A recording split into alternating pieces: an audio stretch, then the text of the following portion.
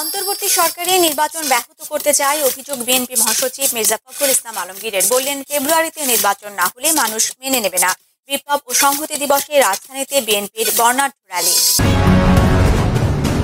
বিপ্লব ও সংহতি দিবসে শহীদ রাষ্ট্রপতি জিয়াউর রহমানের সমাধিতে বিএনপি নেতাকর্মীদের শ্রদ্ধা জানিয়েছেন বৈষম্য বিরোধী ছাত্র আন্দোলনের নেতাকর্মীরাও।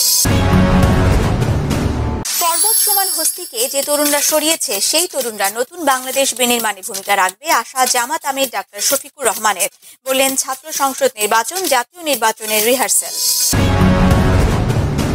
সাধারণ জনগণের বদলে গণ অভ্যুত্থানের সুফল কিছু লোকের হাতে কুক্ষিগত হলে আবারও গণ অভ্যুত্থানের প্রয়োজন পড়বে মনে করেন এনসিপির আহ্বায়ক নাহিদ ইসলাম।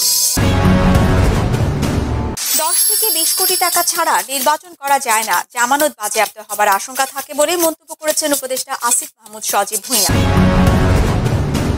অকার্যকর 5টি দুর্বল ব্যাংককে একীভূত করে কার্যকরের চেষ্টাকে টেস্ট কেস হিসেবে দেখছেন অর্থনীতিবিদরা।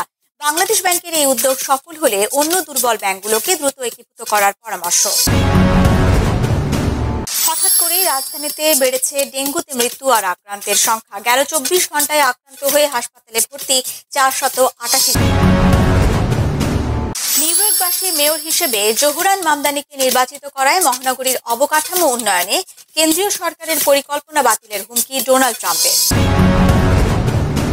জাহানারা আলমের নিপীড়নের খবরে আলোড়ন, নারী ক্রিকেটারদের মুখ খোলার আহ্বান, সাবেক তারকাদের দৃষ্টান্তমূলক শাস্তির আশ্বাস ক্রীড়া উপদেষ্টার।